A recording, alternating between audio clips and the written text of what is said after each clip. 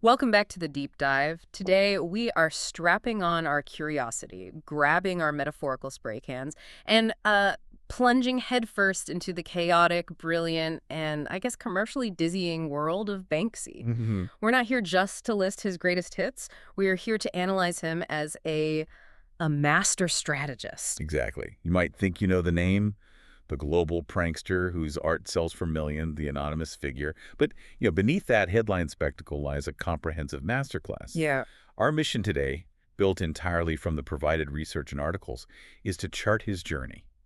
We are tracking Banksy from, a local graffiti artist lurking in the shadows of Bristol, UK, to a global cultural phenomenon. A phenomenon whose techniques and philosophy are now actively studied in design schools and even business forums around the world. It's incredible. It really is. And what makes this deep dive truly compelling is the core paradox that defines his entire career. I mean, think about it. How does an artist who fiercely champions anonymity, who critiques consumerism with every fiber of his being, who operates outside the established gallery and legal system, Right. how does he become one of the most recognized, most valuable, and yes, most highly commercialized figures in modern art? And that friction, that intense tension, it's not a flaw in his art. It is his art. It's Exactly. the central mechanism of his genius. And for you, the learner, this deep dive provides a crucial blueprint. I think so too. Banksy demonstrates how strategic design thinking, combined with sharp historical references and an almost military-grade precision in placement, can create world-changing cultural impact. And he did it all under massive constraints. Huge constraints. I mean, the main one being that he's an outlaw whose very identity could land him in jail. Understanding his strategic moves offers, I think, deep insight into contemporary culture, protest, and, frankly, branding. Okay, so let's unpack this. To really understand the global phenomenon, we have to start small. Let's go back to the quiet, often damp streets of Bristol, UK during the 1980s and early 90s. Yeah. This isn't London or New York. It's a very specific, localized hub, and it was. It was a crucible for his art. It was an incubator. Yeah. Absolutely. Bristol, in that era, was this fantastic collision point, a hub of underground music, DIY culture, skateboarders, punks, anarchist collective. All mashed together. Right. And the materials show that Banksy didn't just arrive fully formed. He started as a young hoodlum with a sketchbook, totally immersed in this environment. So his initial fascination wasn't with galleries or the art world. Not at all. Yeah. It was with public space, the rush of rebellion, and that immediate, powerful dialogue that street art offered. That whole mix of subcultures basically became his unsanctioned art school.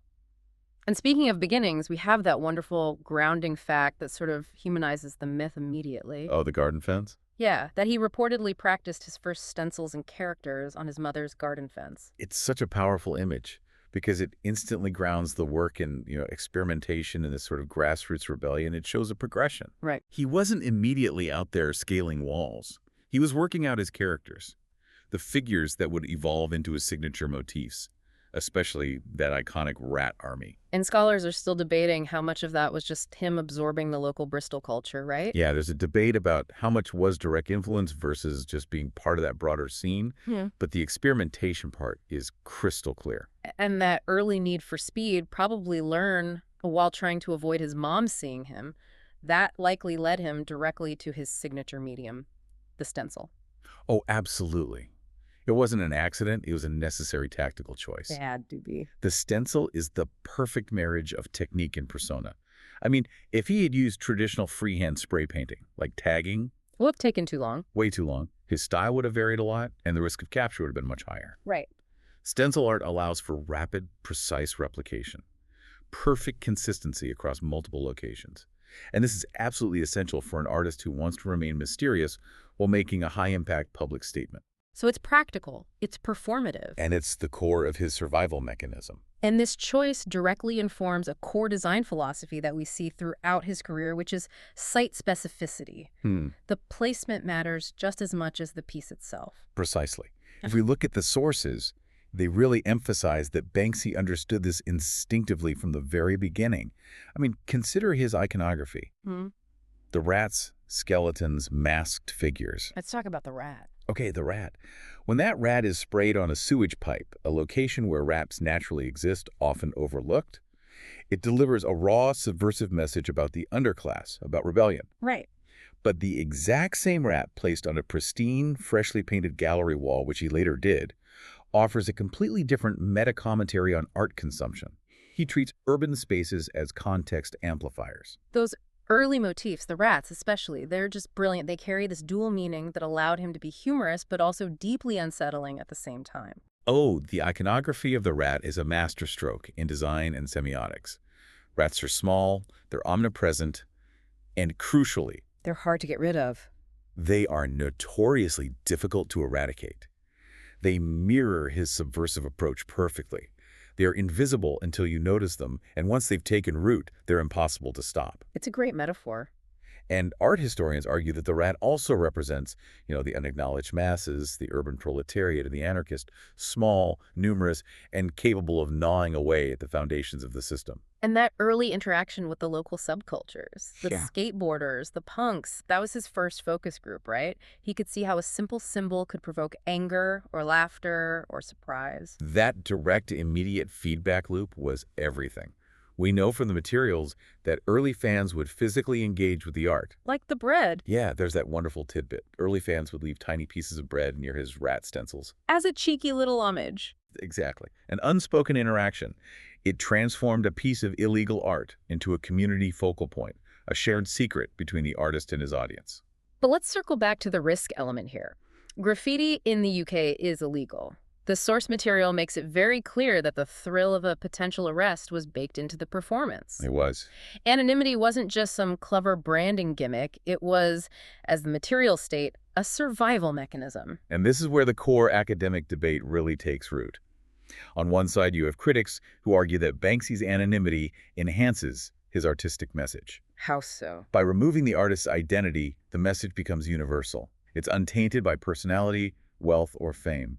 The focus stays purely on the critique. Okay, but what's the other side of that coin? The counterargument, often from market critics, is that his anonymity merely fuels his market myth. It drives up the commercial value through this artificial scarcity and mystery. So if we knew who he was... Would a canvas sell for the same millions? Probably not. The tension between those two viewpoints is constant, and you know what?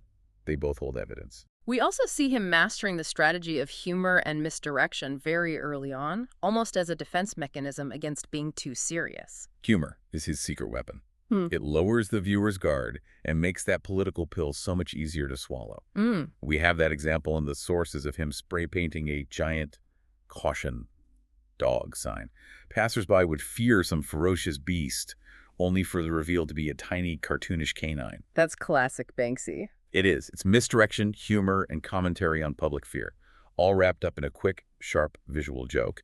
It shows an early understanding of how to control expectation and delivery. So by the late 1990s, the work starts to expand geographically. He moves into London. And this demonstrates a key design principle we see consistently. What's that? Repetition plus variation. Yes. That's the scalability model. He reuses the established characters, his visual shorthand, ensuring instant recognition. But he adapts them to the new context, the more commercial environment of London. And that recognizability is crucial for any anonymous artist trying to establish a brand identity without a face. By the end of his Bristol period, he hadn't just built a portfolio. He'd crafted a robust philosophy. Urban spaces are his canvas, anonymity is leverage, and small, subversive, repeatable interventions can truly disrupt everyday life. He learned the rules, tested his techniques, and forged a style that was truly structured rebellion. So as Banksy moved beyond those local experiments, he transitioned into a new role.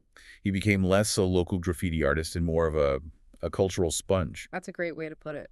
And the sources clearly demonstrate that his unique genius lies in how he synthesized these highbrow concepts, spanning centuries of art history, and translated them into instantly readable street imagery. It's a fascinating historical mashup. He's taking complex techniques and philosophies from movements like Dada, Situationism, pop art, and applying them with the immediacy of a spray can. Let's start with Dadaism. Okay.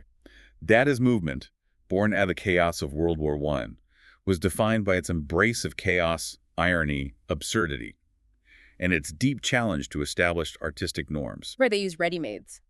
Exactly. Everyday objects presented as art to question artistic boundaries.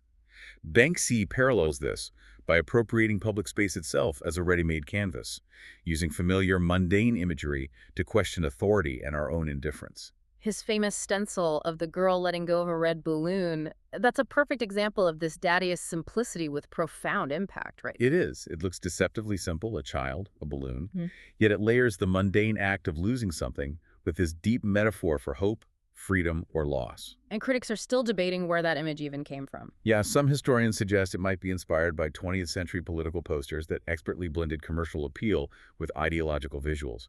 Others argue it's just his intuitive invention. But the spirit is definitely Dadaist. Undeniably, the spirit of taking something simple and using it to express an existential crisis is there. I mean, consider another key Dadaist example. His early stencils of people pushing shopping carts into rivers. So absurd. Totally absurd, destructive, nonsensical. It challenges the functional purpose of an everyday object, questioning the whole consumerist machine that produces it. So if Dadaism provided the chaos and irony, the next crucial influence has to be Situationism, specifically the concept of détournement. This is perhaps the most direct intellectual connection to his strategy. Détournement literally means rerouting or hijacking. So recontextualizing. Yes, it's the technique of recontextualizing existing imagery like ads or famous artwork to fundamentally subvert its original meaning and generate new, critical insight. This is a classic Banksy move. He takes universally recognized icons and just twists them. Yes. Think of familiar figures like the Mona Lisa, or, maybe more famously, the images of Queen Elizabeth. He'll twist them with graffiti interventions. A clown nose on the queen. Right, or obscuring the Mona Lisa's face with a gas mask. Design-wise, it's brilliant. The original familiarity instantly draws your eye, and the subtle subversion creates that critical impact. You're forced to reconcile the two meanings. Exactly. And we have that fascinating pick of foresight. He once added a security camera to a painting of a surveillance-laden cityscape. That was a stunning example of détournement applied to emerging technology. And he did this long before ubiquitous CCTV became the massive social obsession it is today. He was ahead of the curve. He was applying the technique to emerging social anxieties, showing his foresight. Now, critiques at the time debated whether that irony was inherently profound political commentary or simply playful, but the effect was definitely disruptive. What's so sophisticated is how he takes this modern anarchic spirit and blends it with much older, classical techniques. The materials detail his understanding of composition, using negative space, contrast, focal points. Things that mirror Renaissance and Baroque practices. Yeah, but filtered through a street lens. This shows a profound level of training, or at the very least, intense observation. There is a quirky observation in the sources that some of his early, more complex murals were meticulously planned using projectors and sketch overlays at night. So it's not spontaneous. Not at all. This is blending centuries-old studio practice, figuring out lighting, focus, perspective with guerrilla, hit-and-run tactics. And this fusion is what constantly raises the question for scholars. Which is? Does this blending elevate street art to fine art status? Or is he merely leveraging sophistication to enhance an inherently anarchic practice?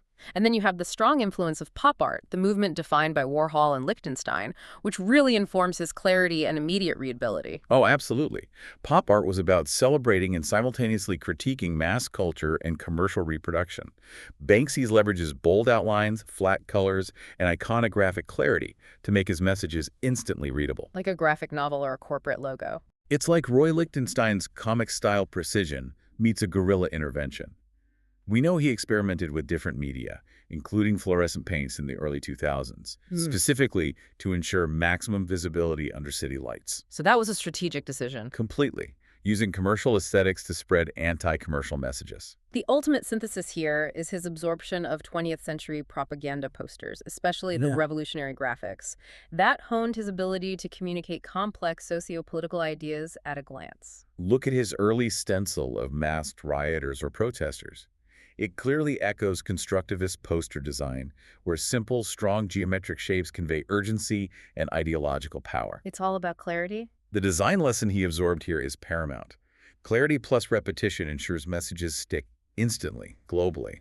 Another key piece involves him superimposing modern corporate logos, like a certain oil company, onto Soviet-style propaganda backdrops. Which is a pretty direct statement. Right. It directly pits modern consumerism against historical ideological critique. A move art critics still debate as either brilliant, ironic critique or perhaps an oversimplification of complex historical symbols. So the resulting style is the key takeaway. It's instantly recognizable, high-contrast stencils, witty subversion, site-specific humor, and a balance of playfulness and sharp critique. The material gives that great synthesizing anecdote.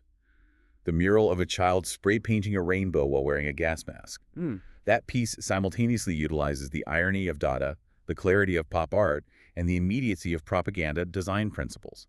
It's a perfect visual argument achieved through historical synthesis. And during this period of synthesis, the interactivity of his work grows. He starts considering the audience reaction as part of the piece itself. Which is a nod to participatory art movements of the 1960s. Right. And this is a crucial design insight. The materials point out that Banksy realized public engagement amplifies impact exponentially. We have cold fact illustrating this strategy. One mural was deliberately placed near a construction site. So it was partially obscured. Yeah, often partially obscured by surrounding machinery until pedestrians were almost right next to it. This created a moment of discovery that few urban artists achieve, turning the passive viewer into an active participant. And this is what leads to that perpetual academic debate. Is it artistic genius or purely marketing foresight? The line is increasingly blurred. Banksy's transition to global recognition wasn't just about evolving his style, it was about sharpening his focus into a political strategy. He moved beyond simply tagging walls to meticulously orchestrating visual arguments that hit the public with immense immediacy and wit. So the stencil moves from just a tool of speed to a tool of tactical precision. It's tactical art, as you say. It is. It allows him to execute complex, detailed visuals rapidly, which is essential for anonymity in these dynamic urban environments. Yeah, and this is where we need to dive deeper into the technical mastery. The sources highlight a crucial design knowledge point. Banksy mastered layering stencils to create complex visual hierarchies. So it's not just a simple single-color outline. Not at all. He can reinforce a primary, immediate message with subtle background details, shadows, and highlights without overwhelming the clarity of the overall image. Take his iconic image of the policeman frisking a child. It looks simple at a glance, but a detailed examination shows subtle layering of shadows and highlights, a near 3D effect, while maintaining that immediate stencil clarity. That depth, achieved through layering and subtle color shifts, transforms the flat image into a narrative scene. And scholars debate whether this level of mastery is primarily about practicality, to make the image stick in the public memory, or conscious artistic intent to elevate the medium. But either way, the result is immensely effective. Oh, yeah. And the political commentary, of course, becomes the central focus of these enhanced visuals. He's targeting surveillance culture, consumerism, war, inequality. The striking example everyone knows is the protester throwing a bouquet of flowers instead of a Molotov cocktail. It's an incredibly simple image, but its emotional and political loading is just immense. It's visual irony perfected. It immediately forces a confrontation between violence and peace, aggression and beauty. By subverting the expectation of the weapon, he delivers a critique on the very nature of protest and conflict. The materials also detail another powerful example. A stencil of a child trying to hug an entire cruise missile. Right. The juxtaposition of innocence and militaristic threat creates an immediate emotional reaction that bypasses all of our intellectual defenses. And this is where we see the censorship paradox in full swing. The materials note that his mural of a masked rioter throwing flowers, when removed overnight by a local council, it just blew up. It sparked exponentially more media coverage than if it had remained untouched. This is a profound insight into public art strategy. Banksy realized that the intervention by authority, the act of censorship or removal, doesn't erase the message. It amplifies it. It amplifies it. The message then lives not just on the wall, but in the news reports and the public outrage over the removal. Academic discourse questions whether this interplay is always orchestrated by the artist, but the impact of the amplification is undeniable and calculated. And humor remains his most crucial tool, using visual puns and ironic juxtaposition to intensify, or sometimes soften, the political critique. Humor is the lubricant for cognitive dissonance. That mural of children playing on an armed tank is the perfect illustration. The contrast between childlike innocence and severe militarization forces the viewer to confront uncomfortable truths without feeling directly lectured or accused. It's critique disguised as play. And there are those wonderful, almost private moments he creates with the tiny Easter eggs. Yes, the quirky tidbits that reward the observant passerby. The materials list rats carrying tiny protest signs or cats peeking from corners with anxious eyes. It creates a sense of discovery. It does. It builds a sense of intimacy between the anonymous artist and the individual viewer. And critics debate whether these are just whimsical flourishes, or integral parts of his commentary. Then there's the sheer genius of his strategic placement, treating entire cities like dynamic galleries where site specificity becomes a multiplier for impact. His locations are chosen for maximum irony and visibility. I mean, think of the memorable piece featuring a surveillance camera seemingly about to capture a vandal spray painting on the very wall it watches. The context itself becomes inseparable from the message. Exactly. The critique of surveillance is executed under the apparent threat of surveillance. We have an obscure fact here detailing just how deliberate this was. He once positioned a mural depicting a starving child directly opposite the heavily windowed dining room of an expensive luxury store. Wow. So shoppers literally could not ignore his critique of consumer culture while engaging in it. That is calculated confrontation. And again, the debate resurfaces. Is this type of strategic placement part of the art itself? Or is it just clever guerrilla marketing to maximize media exposure? The line is very blurry. Whatever the label, the result is indisputable. Yeah. Heightened impact and a forced public conversation. And his interactivity continues to evolve, leveraging social media. The art now lives in both physical and digital spaces, broadening his global audience while he remains anonymous. The design takeaway here is crucial for modern communication. You have to understand the life of an artwork beyond its immediate installation. He even designed some pieces to be destroyed or altered after a few weeks, which emphasizes temporality. Right, which forces immediate engagement. If you don't see it now, you might miss it forever. Art historians still debate this, arguing whether ephemerality adds value or if it undermines traditional notions of permanence in art. And this phase also shows an escalation in ambition, moving beyond simple stencils to installations and even kinetic art. Yeah, introducing physical interaction. The example here is highly illustrative. He once rigged a sculpture in a public square to spray paint itself if touched. That's amazing. It integrates a performative element to challenge traditional static art notions. It's spectacle, yes, but it's also a powerful design insight, increasing engagement by making the art literally reactive and threatening. And the academic debate continues.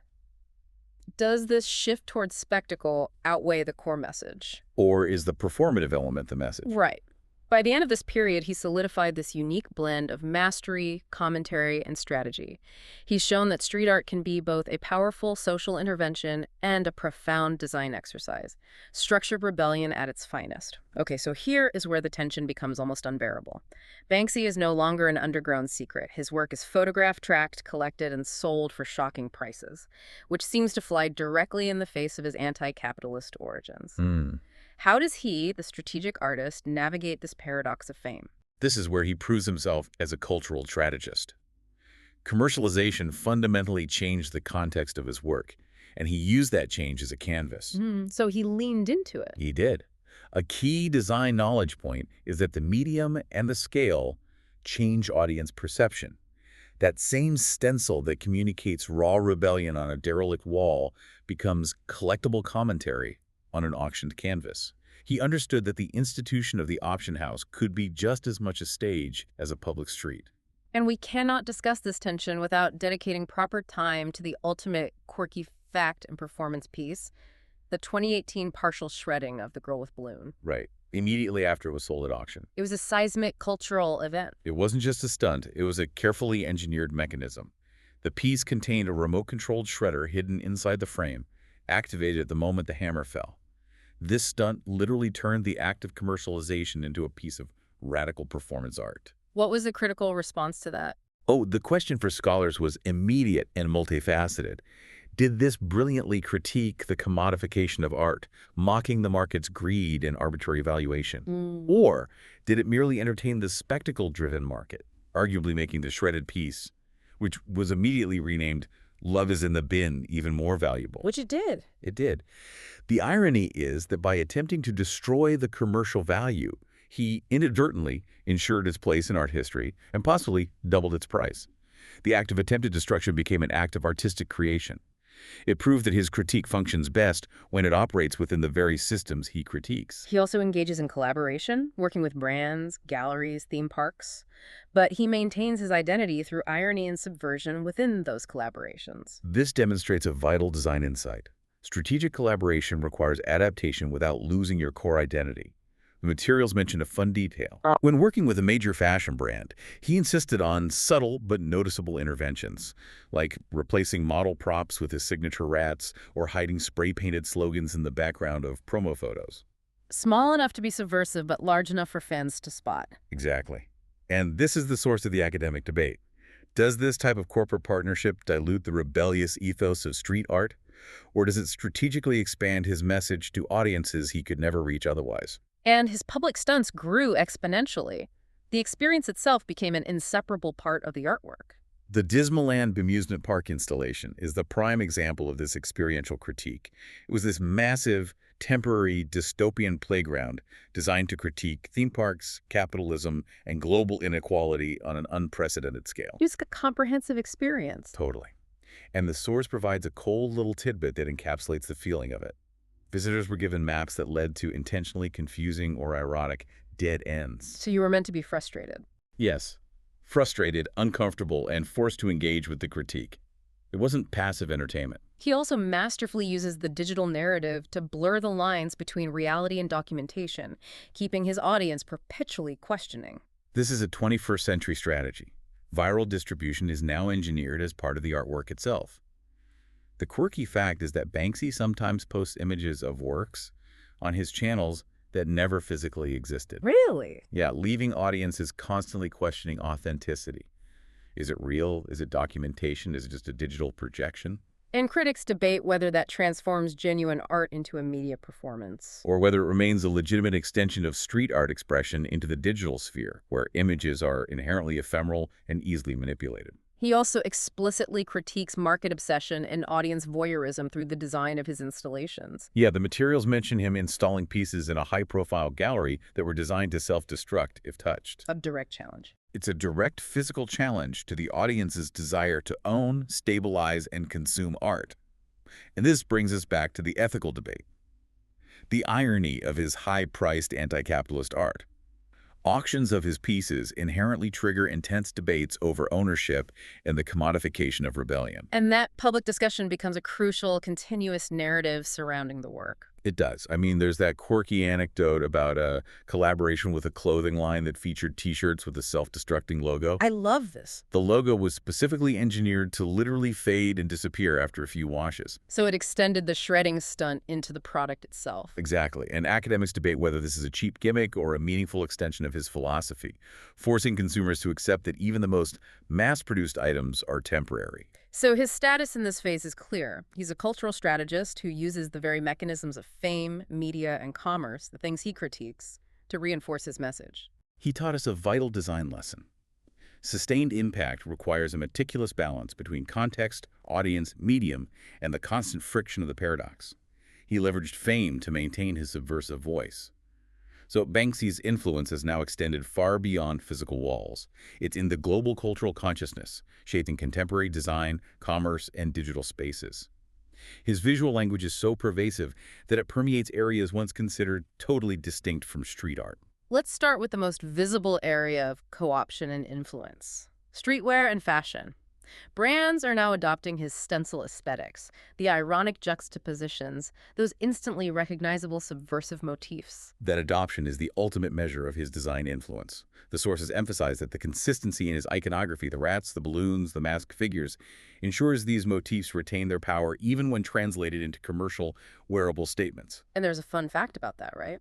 Yeah, some high-end fashion lines commissioned street artists to recreate Banksy-style, site-specific murals for pop-up stores, effectively turning a clothing launch into an immersive experience that borrowed the cultural cachet of social commentary. Which inevitably leads to the question scholars are constantly grappling with. Does this commercialization dilute the radical edge of street art, or does it simply amplify its reach, democratizing the aesthetic for a mass audience? It's the constant tug-of-war between authenticity and accessibility. And this visual language is now equally central to digital culture. Banksy's signature shorthand is widely adopted in memes, GIFs, and viral images for instant sociopolitical commentary. It's a graphic language everyone understands immediately. It is. The design principle here is crystal clear and crucial for digital artists. Brevity and recognizability are absolutely key for message transmission in these fast-paced digital contexts. The image has to communicate instantly, which is what the stencil was designed to do in the street. And there's that quirky detail about Banksy-inspired GIFs, incorporating animated rats or balloons, mimicking social protest. That shows how his interactive strategies have seamlessly migrated to the digital realm. Exactly. The audience understands the visual code instantly. Academic debate persists on whether the appropriation of his imagery online constitutes homage, theft, or perhaps a new, shared form of collaborative digital co-creation. His influence has also changed how cities view street art itself, moving it from vandalism to a cultural resource. Absolutely. We now see cities hosting sanctioned mural festivals and participatory art projects that borrow Banksy's emphasis on context, humor, and public engagement. But there's a cold little fact that highlights the institutional co-option of his rebellion. Which is? Local governments now routinely invite Banksy-esque artists to repaint derelict walls. While it's celebrated as neighborhood revitalization, it's simultaneously critiqued as the institutional neutering of rebellious roots.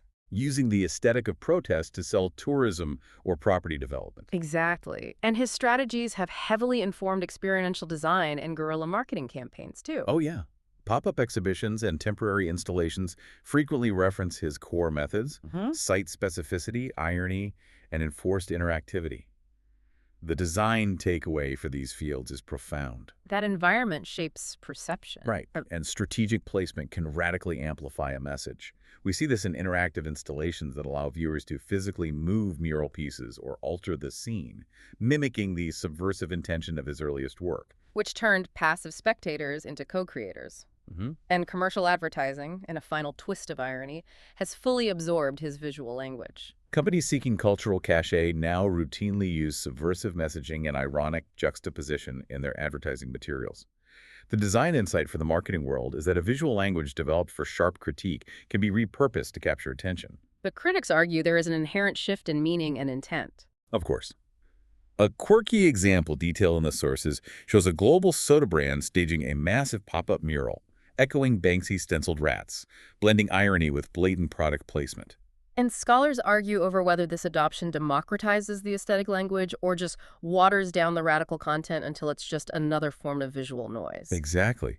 And finally, we have to analyze his impact on the academic and curatorial world. His work isn't just displayed, it's studied. Intensively. Yeah. Universities and galleries are studying his work for lessons in design, social commentary, cultural strategy. A cold fact. Some graduate programs require students to analyze how public space, audience interaction, and critically anonymity converge to create such massive cultural value. But the core debate remains. Central for scholars. Does his art signify genuine cultural critique, or is its massive influence primarily amplified by the media spectacle that surrounds his secrecy? And the most common answer is that the two are now inseparable. His legacy demonstrates that impactful design combines humor, strategy, and potent social commentary, proving that genuine subversion can thrive even when the art inevitably enters the mainstream. So, to wrap up this deep dive into the world of Banksy, let's review the 3 most crucial insights we've extracted for you, the learner. First, Banksy proved that context and environment amplify meaning exponentially. Whether it's a damp Bristol street, a high-profile gallery, or a digital meme, placement is absolutely power. Second, he mastered synthesis and strategy. He seamlessly merged highbrow historical art movements, Dada, pop art, situationism with guerrilla tactics, humor, and political commentary, creating a distinct, instantly recognizable visual language that speaks to everyone globally. And third, his paradoxical career shows us that truly subversive art can successfully inform mainstream design, fashion, and digital culture. While that constant tension between commercialization and authenticity is what fuels its engine, his ability to maintain narrative control while remaining invisible is perhaps the greatest strategic achievement of all. His story is a masterclass in modern cultural strategy and adaptability. And that leads us to the provocative closing thought for today, one that scholars and curators are still grappling with. What's that? If the endless academic and commercial debate surrounding Banksy's authenticity, who he is, what his motivations are, and why his work sells for so much, if that debate is precisely what keeps his work perpetually relevant and ensures continuous media coverage, does the discussion itself become the ultimate, most successful, and most enduring piece of art he ever created? We'll leave you with that to ponder as you look at the nearest piece of public art. Thanks for diving deep with us. We'll catch you next time.